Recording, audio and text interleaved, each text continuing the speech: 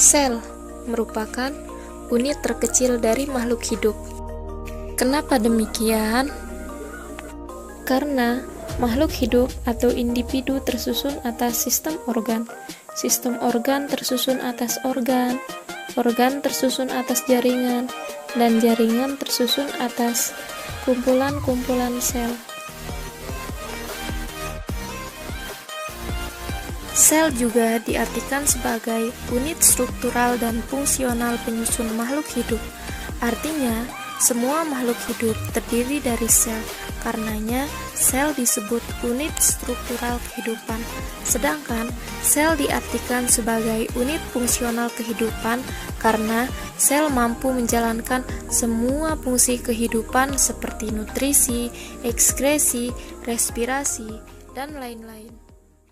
Struktur penyusun sel hewan dan sel tumbuhan beserta fungsinya. Ada 3 komponen utama penyusun sel hewan dan sel tumbuhan. Yang pertama, membran plasma, kedua, sitoplasma, dan ketiga, organel-organel sel. Membran plasma merupakan lapisan terluar yang menyelubungi seluruh badan sel. Fungsinya adalah untuk melindungi bagian dalam sel dan membatasinya dengan lingkungan di luar sel. Membran plasma juga berfungsi sebagai tempat berlangsungnya transportasi zat, di antaranya adalah proses difusi dan osmosis. Sitoplasma merupakan cairan kental seperti gel yang mengisi rongga di dalam sel. Di dalam sitoplasma terkandung banyak air dengan persentase sebesar 80%. Fungsi dari sitoplasma adalah sebagai media suspensi bagi partikel-partikel kecil dan organel-organel sel. Sitoplasma juga berfungsi untuk menyalurkan dan melarutkan zat-zat makanan yang dibutuhkan organel-organel sel untuk melakukan aktivitas. Mitokondria adalah organel sel yang berbentuk bulat lonjong seperti sosis. Fungsinya adalah untuk menghasilkan energi atau respirasi sel. Retikulum endoplasma atau RE merupakan jaringan yang tersusun oleh membran yang berbentuk seperti jala. RE dibagi menjadi 2, yakni RE kasar dan RE halus. RE halus berfungsi untuk mensintesis lemak dan kolesterol dan juga untuk menetralkan racun, sedangkan RE kasar berfungsi untuk menampung protein yang disintesis oleh ribosom. Ribosom adalah organel sel tumbuhan yang mengandung protein 40% dan RNA 60%. Fungsinya adalah sebagai tempat terjadinya sintesis protein. Ribosom menempel pada RE kasar. Nukleus merupakan inti dari sel. Di dalam nukleus banyak mengandung materi genetik yang berbentuk DNA. Fungsi dari nukleus adalah untuk mengontrol segala aktivitas sel berdasarkan informasi genetik yang dibawa oleh DNA. Badan Golgi merupakan organel sel yang berbentuk kantong tipis tersusun secara berlapis-lapis. Fungsinya adalah sebagai alat sekresi pada sel. Plastida dibagi menjadi beberapa bentuk. Proplastid, bentuk belum dewasa atau bentuk plastid yang belum membentuk pigmen. Leukoplast, bentuk dewasa tanpa mengandung pigmen, ditemukan terutama di akar.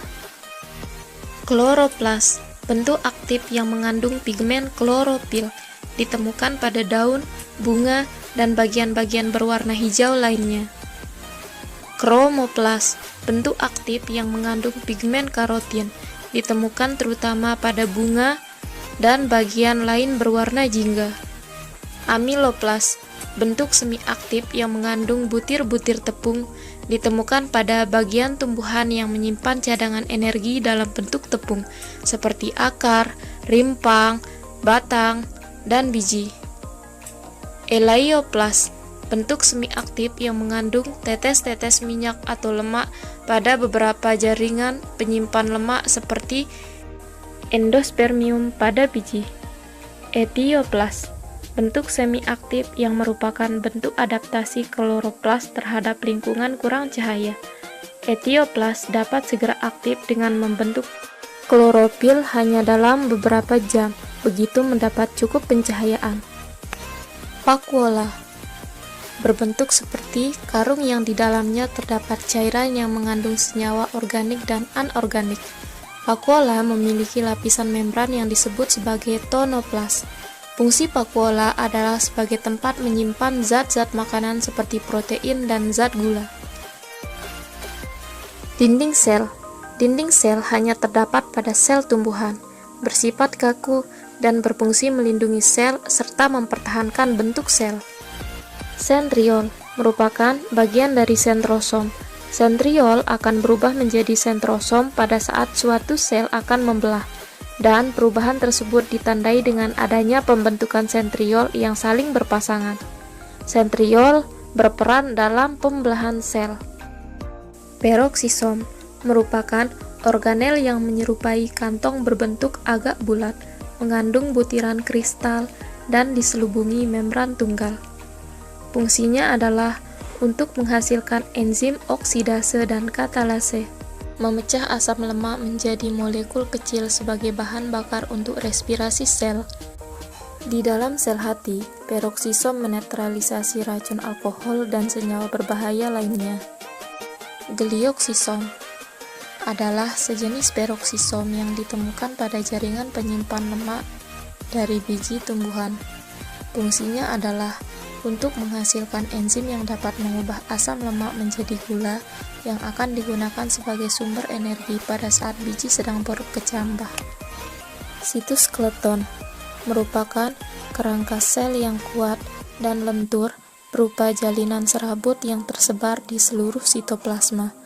Fungsinya yaitu untuk menyokong dan mempertahankan bentuk sel serta berperan sebagai tempat tertambatnya beberapa organel sel.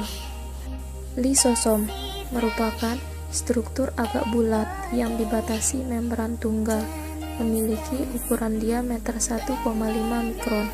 Lisosom berperan aktif melakukan fungsi imunitas.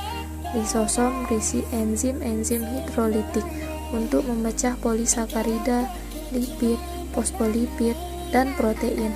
Lisosom berperan dalam pencernaan intrasel, misalnya pada protozoa atau sel darah putih.